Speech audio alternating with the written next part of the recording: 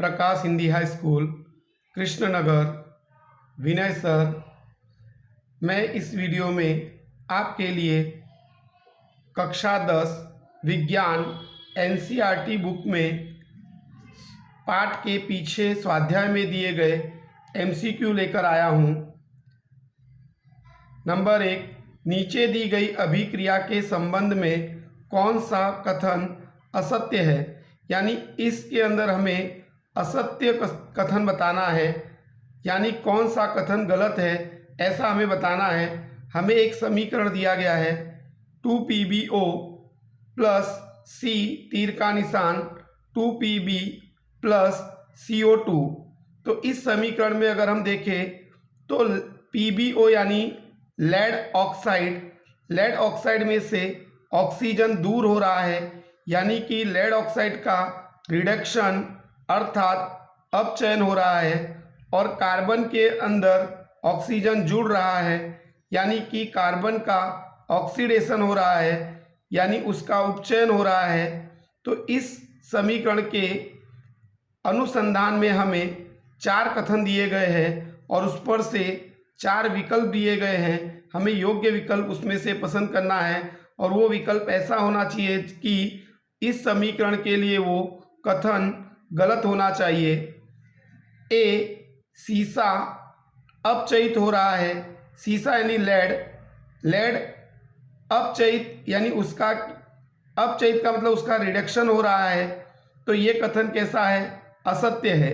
क्यों असत्य है? क्योंकि लेड ऑक्साइड का रिडक्शन हो रहा है, लेड का रिडक्शन हो रहा है नहीं, इसलिए पहला कथन कैसा है? असत्य है। बी, कार्बन डाइऑक्साइड उपचयित हो रहा है, यानी कार्बन डाइऑक्साइड का ऑक्सीडेशन हो रहा है, ऐसा ये कथन कहना चाहता है। तो ये कथन भी कैसा है? असत्य है। कारण कि यहाँ पर कार्बन का ऑक्सीडेशन हो रहा है, कार्बन डाइऑक्साइड का ऑक्सीडेशन नहीं हो रहा है। इसका मतलब कि बी कथन भी असत्य है। सी, कार्बन उपचयित हो रहा है, यानी कार्बन का ऑक्सीडेशन हो रहा है, तो ये कथन कैसा है? सत्य है। डी, लेड ऑक्साइड अपचयित हो रहा है, यानी कि लेड ऑक्साइड का रिडक्शन हो रहा है, ये कथन भी कैसा है? सत्य है। तो यहाँ पर 4 कथन A, B, C, D दिए थे, जिसमें A और B कथन असत्य है और हमें यहाँ पर असत्य कथन बताना है। तो यहाँ पर उसके लिए हमें 4 विकल्प दिए गए हैं। तो यहाँ पर रोमन भाषा में 1 लिखा गया है, तो यहाँ पर A और B, तो ये दोनों कथन असत्य हैं, इसलिए हमारा योग्य विकल्प आएगा पहला, रोमन भाषा में फर्स्ट है, तो वो ये हमारा सही उत्तर आएगा। क्योंकि हमें दी गई अभिक्रिया के लिए कथन असत्य है, यानी कौन सा कथन गलत है ये बताना था। तो ए और बी गलत है और सी और डी कैसे है? सही है। तो इसलिए हमारा सही विकल्प होगा ए और बी।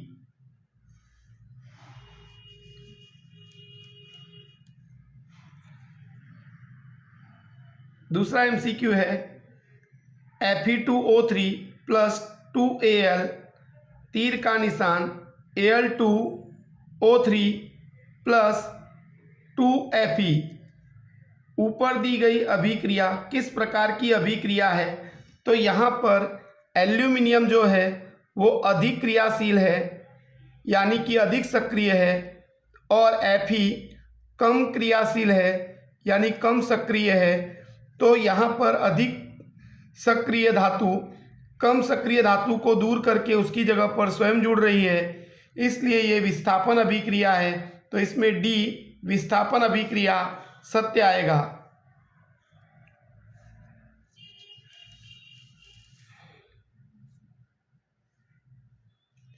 तीसरा प्रश्न है, लोहे के चूर्ण पर तनु हाइड्रोक्लोरिक अम्ल डालने से क्या होता है? सही उत्तर पर निशान लगाइए। तो यहाँ पर लोहे का चूर्ण यानी Fe, उस पर तनु हाइड्रोक्लोरिक अम्ल यानी कि HCl डालना है, और डालेंगे तो यहाँ पर आयरन क्लोराइड बनेगा और हाइड्रोजन गैस उत्पन्न होती है। तो हमें सही उत्तर बताना है। तो ए, हाइड्रोजन गैस और आयरन क्लोराइड बनता है, यह कथन इसके लिए सही है, तो यहाँ पर आएगा ए। चौथा प्रश्न, कोई विलयन लाल लिटमस को नीला कर देता है, इस पीएच संभवतः क्या होगा? यानी कि कोई विलयन नीले लिटमस को लाल कर देता है, यानी वो विलयन क्षारक होगा, अर्थात बेस होगा। तो उसकी पीएच कितनी होगी ये हमें बताना है। तो हमें मालूम है कि बेस की पीएच 7 से अधिक होती है। तो ये चारों विकल्प में से 7 से अधिक मान वाला 10 है, इसलिए डी आएगा 10। पांचवा प्रश्न, कोई विलयन अंडे के पिसे हुए कवच से अभिक्रिया कर एक गैस उत्पन्न करता है जो चूने के पानी को दूधिया कर देती है, इस विलयन में क्या होगा? तो यहाँ पर देखिए, कोई विलयन अंडे के पिसे हुए कवच, तो अंडे के पिसे हुए कवच में कैल्शियम कार्बोनेट होता है, वो यानी विलयन बताना है जो उससे अभिक्रिया करके कोई एक गैस उत्पन्न करता है, और वो गैस चूने के पानी को यानी कि लाइम वाटर को दूधिया यानी मिल्की बना देता है। तो यहाँ पर कैल्शियम कार्बोनेट HCl के साथ प्रक्रिया करेगा तो कैल्शियम क्लोराइड बनाएगा और कार्बन डाइऑक्साइड गैस उत्पन्न होगी और पानी बनेगा। ये कार्बन डाइऑक्साइड चूने के पानी को यानी कैल्शियम हाइड्रोक्साइड को कैल्शियम कार्बोनेट में बदलती है, और कैल्शियम कार्बोनेट के सफ़ेद अवक्षेप हमको मिलते हैं, यानी वाइट प्रेसिपिटेट मिलते हैं, और वो मिल्की कर देते हैं इस विलयन को। तो इसलिए इसमें सही विकल्प आएगा HCl।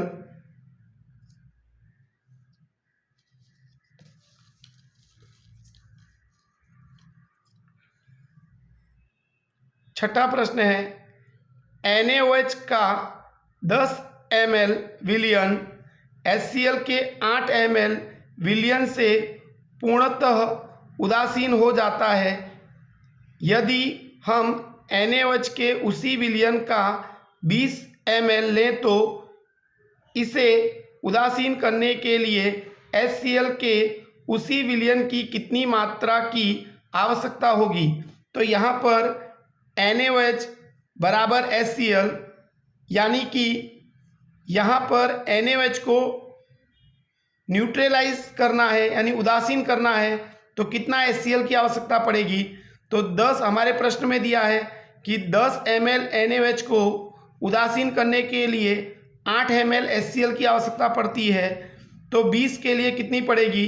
तो यहाँ पर क्वेश्चन मार्क हो जाएगा, क्रॉस मल्टीप्लाई करेंगे तो 20 × 8 अपॉन आ जाएगा 10, और यहाँ पर काटेंगे तो 10 दूनी 20, और 2 से गुणा करेंगे 8 का तो 2 8 16, तो 16 ml की आवश्यकता पड़ेगी। 20 ml NaOH को उदासीन करने के लिए HCl के 16 ml की आवश्यकता पड़ेगी। तो यहाँ पर हमारा विकल्प आएगा डी 16 ml।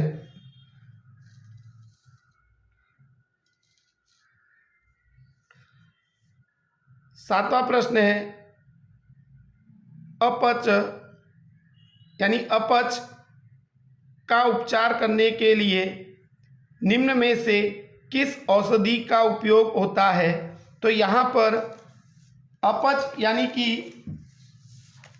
हमारे अंदर जो खाया है उसका डाइजेस्ट नहीं हो रहा है बराबर, तो उसको बोलते हैं अपच। तो इसका उपचार करने के लिए कौन सी औषधि का उपयोग होता है? तो यहाँ पर विकल्प में हमें 4 विकल्प दिए गए हैं, तो इसमें से सही विकल्प बताना है। तो यहाँ पर ए एंटीबायोटिक, बी एनाल्जेसिक, सी एंटी एसिड, डी एंटीसेप्टिक। तो यहाँ पर सही विकल्प आएगा एंटासिड, क्योंकि यहाँ पर अपच जब होती है, यानी कि जब हमारा भोजन सही तरीके से नहीं बराबर पचता है तो हमारे आमाशय में, जठर में HCl ज़्यादा उत्पन्न होता है और उसके कारण हमको एसिडिटी हो जाती है।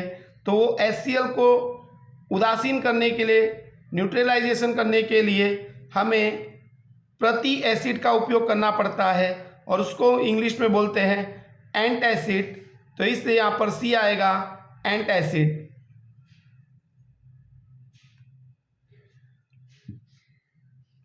प्रश्न नंबर 9, निम्न में कौन सा युगल विस्थापन अभिक्रिया प्रदर्शित करता है? यानी हमको इसमें बताना है कि कौन सा युग्म विस्थापन अभिक्रिया दर्शाता है। तो यहाँ पर उसके लिए हमें 4 विकल्प दिए गए हैं। ए NaCl विलयन एवं कॉपर धातु। तो यहाँ पर Na कॉपर से अधिक सक्रिय है तो यह विस्थापन अभिक्रिया संभव नहीं है। बी MgCl2 विलयन एवं एल्यूमिनियम धातु। तो यहाँ पर मैग्नीशियम एल्यूमिनियम से अधिक सक्रिय है तो यहाँ पर भी विस्थापन प्रक्रिया संभव नहीं है। सी FeSO4 विलयन एवं सिल्वर धातु। तो यहाँ पर FeAg यानी सिल्वर से अधिक सक्रिय है तो यहाँ पर भी विस्थापन अभिक्रिया संभव नहीं है। डी AgNO3 विलयन एवं कॉपर धातु। तो यहाँ पर कॉपर Ag से अधिक सक्रिय है, इसलिए यहाँ पर विस्थापन प्रक्रिया संभव होगी। तो इसलिए डी विकल्प आएगा, AgNO3 विलयन एवं कॉपर धातु, क्योंकि विस्थापन अभिक्रिया में अधिक सक्रिय धातु कम सक्रिय धातु को दूर करती है उसके विलयन में से और स्वयं उसकी जगह पर जुड़ जाती है। तो यहाँ पर Cu जो है वो Ag को दूर कर देगा और उसकी जगह पर स्वयं जुड़ जाएगा। तो यहाँ पर विस्थापन अभिक्रिया संभव बनेगी। ऊपर 3 में विस्थापन अभिक्रिया संभव नहीं बनेगी, इसलिए सही आएगा AgNO3 विलयन एवं कॉपर धातु। 10वां प्रश्न है, लोहे के फ्राइंग पैन को जंग से बचाने के लिए निम्न में से कौन सी विधि उपयुक्त है? तो यहाँ पर लोहे के फ्राइंग पैन यानी कढ़ाई को जंग से बचाने के लिए निम्न में से कौन सी विधि उपयुक्त है, यानी कौन सी विधि का उपयोग किया जाता है? तो यहाँ पर सी आएगा। डी में हमारा ऑप्शन दिया हुआ है उपरोक्त सभी, लेकिन डी नहीं आएगा, सी आएगा जिंक की परत चढ़ाकर। यानी कि हम क्या करते हैं कि लोहे की कढ़ाई पर जंग न लगे इसलिए हम उस पर क्या करते हैं, जिंक की परत चढ़ाते हैं। तो उसी को बोलते हैं नॉन स्टिक कुकर अथवा नॉन स्टिक कढ़ाई, ऐसा बोलते हैं। तो इसलिए यहाँ पे आएगा जिंक की परत चढ़ाकर हम उस पर जंग लगने से रोक सकते हैं। तो यहाँ पर आएगा सी, जिंक की परत चढ़ाकर। प्रश्न नंबर 11, खाद्य पदार्थ के डिब्बों पर जिंक की बजाय टीन का लेप होता है क्योंकि, यानी हमें कारण देना है कि जो खाने वाले पदार्थों के डिब्बे होते हैं उन पर जिंक की बजाय टीन का लेप करते हैं, उसका कारण बताना है। तो यहाँ पर सी आएगा, टीन की अपेक्षा जिंक अधिक अभिक्रियाशील होता है इसलिए उसका उपयोग बराबर नहीं करते हैं। क्यों? क्योंकि जिंक अधिक क्रियाशील है तो जो उसके अंदर हमने खाने की सामग्री रखी है उससे जिंक क्या करेगा, प्रक्रिया करेगा और कोई ऐसा पदार्थ बनाएगा जो हमारे खाने के लिए हानिकारक होता है। तो इसलिए हम जिंक न लगाकर टीन लगाते हैं, कारण कि टीन जिंक की अपेक्षा कम क्रियाशील है, इसलिए वो खाने वाली सामग्री से अभिक्रिया नहीं करेगा और ऑक्सीजन से भी अभिक्रिया नहीं करेगा। तो इसलिए हम टीन का उपयोग करते हैं डिब्बों पर और जिंक का उपयोग नहीं करते हैं, इसलिए सी विकल्प आएगा।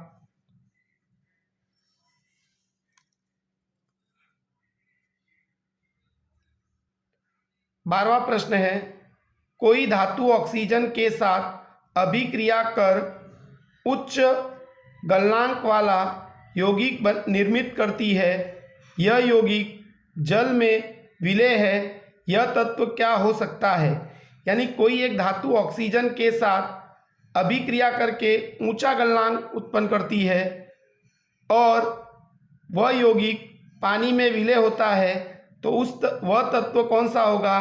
तो यहाँ पर देखिए कैल्शियम आएगा, Ca यानी कैल्शियम, क्योंकि ये ऑक्सीजन के साथ अभिक्रिया करता है और बनाता है कैल्शियम ऑक्साइड और उसका गलनांक उच्च होता है और वो पानी में कैसा होता है? विलय होता है, इसलिए आएगा यहाँ पर कैल्शियम।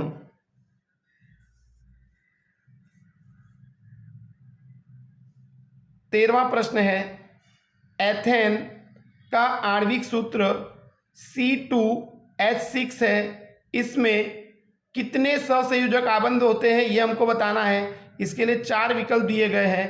तो एथेन यानी कि एल्केन है और एल्केन में क्या होता है? कार्बन कार्बन के बीच में सिंगल बॉन्ड होता है। तो यहाँ पर 2 कार्बन है, उनके बीच में सिंगल बॉन्ड होगा और दोनों कार्बन के साथ 3-3 हाइड्रोजन जुड़े हुए हैं। तो यहाँ पर अगर हम देखें तो 1 2 3 4 5 6 7 सहसंयोजक आबंध होंगे। तो इसलिए यहाँ पर बी आएगा, 7 सहसंयोजक आबंध हैं।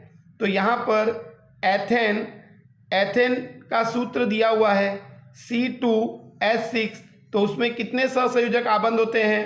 तो उत्तर आएगा 7।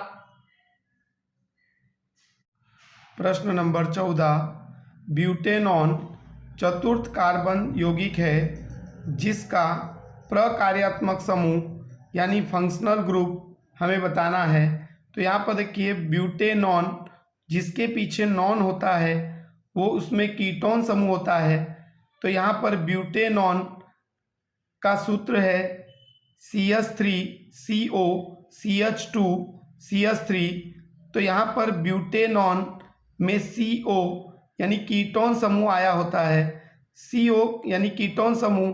तो यहाँ पर C आएगा, कीटोन। प्रश्न नंबर 15, खाना बनाते समय यदि बर्तन की तली बाहर से काली हो रही है तो इसका मतलब है कि यहाँ पर अगर खाना बनाते समय बर्तन की तली बाहर से अगर काली हो रही है, इसका मतलब जो ईंधन है उसका अपूर्ण दहन हो रहा है, यानी संपूर्ण वो जल रहा है नहीं। इसलिए यहाँ पर बी आएगा, ईंधन पूरी तरह से नहीं जल रहा है। तो इसलिए यहाँ पर आएगा कि ईंधन पूरी तरह से नहीं जल रहा है। तो बी सही आएगा, क्योंकि ईंधन का अपूर्ण दहन हो रहा है, संपूर्ण दहन नहीं हो रहा है, इसलिए बी आएगा। प्रश्न नंबर 17, आवर्त सारणी में बाईं से दाईं ओर जाने पर प्रवृत्तियों के बारे में कौन सा कथन असत्य है? यानी कि हमें आवर्त सारणी में बाईं तरफ से दाईं तरफ जाना है और उसके लिए कौन सा कथन गलत है यह हमें बताना है। तो यहाँ पर हमें 4 विकल्प दिए गए हैं। ए, तत्वों की धात्विक प्रकृति घटती है। तो ये कथन सत्य है, क्योंकि तत्वों की धात्विक यानी मेटल गुणधर्म जो होता है वो आवर्त सारणी में बाईं से दाईं तरफ जाने पर, यानी आवर्त में बाईं तरफ से दाईं तरफ जाने पर घटती है। तो ये कथन सत्य है, क्योंकि आवर्त कोष्ठक में आवर्त में बाईं तरफ से दाईं तरफ जाओ तो बाईं तरफ धातु होती है और दाईं तरफ अधातु होती है, इसलिए धात्विक गुणधर्म उसका घटता है। तो ये कथन कैसा है? सत्य है। लेकिन हमें यहाँ पर गलत कथन बताना है, असत्य बताना है। बी, संयोजकता इलेक्ट्रॉन की संख्या बढ़ती जाती है। तो ये भी कथन क्या है? सत्य है, कि जैसे हम आवर्त में बाईं तरफ से दाईं तरफ जाते हैं तो क्या होता है कि इलेक्ट्रॉन की जो संख्या है वो बढ़ती जाती है। तो ये कथन कैसा है? सत्य है। सी, परमाणु आसानी से इलेक्ट्रॉन का त्याग करते हैं। ये कथन असत्य है, क्योंकि बाईं तरफ से दाईं तरफ जब आवर्त में जाते हैं तो पहले धातु होता है बाईं तरफ, इसलिए वो इलेक्ट्रॉन सरलता से दान दे देता है। लेकिन दाईं तरफ क्या होता है, अधातु होता है, तो वो सरलता से इलेक्ट्रॉन का त्याग नहीं करता, यानी दान नहीं करता, वो तो इलेक्ट्रॉन लेता है, इसलिए इलेक्ट्रॉन त्याग आसानी से नहीं कर पाता। तो ये कथन कैसा है, असत्य है। डी, इनके ऑक्साइड अधिक अम्लीय हो जाते हैं। क्यों? क्योंकि बाईं तरफ से जब दाईं तरफ जाते हैं तो दाईं तरफ क्या होता है कि अधातु होते हैं, और अधातु क्या करते हैं कि उनके ऑक्साइड जो होते हैं वो अम्ल बनाते हैं। तो इसलिए ये कथन भी कैसा है, सत्य है। तो असत्य कथन आएगा इसमें सी, परमाणु आसानी से इलेक्ट्रॉन का त्याग करते हैं, ये कथन असत्य है। अब प्रश्न नंबर 8, तत्व XCl2 सूत्र का वाला एक क्लोराइड बनाता है जो एक ठोस है तथा जिसका गलनांक अधिक है। आवर्त सारणी में यह तत्व संभवतः किस समूह में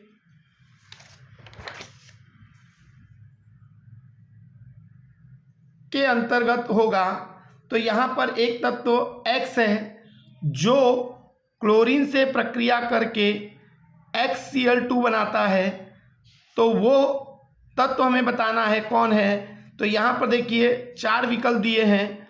अगर Na लेंगे तो वो NaCl बनाएगा, Mg लेंगे तो MgCl2 बनाएगा, Al लेंगे तो AlCl3 बनाएगा, और Si जो है वो तो अर्ध धातु है, तो इसका मतलब यहाँ पर बी आएगा, Mg यानी मैग्नीशियम आएगा, क्योंकि मैग्नीशियम जो है वो Cl2 से प्रक्रिया करके MgCl2 बनाता है, इसलिए यहाँ पर Mg आएगा, बी Mg।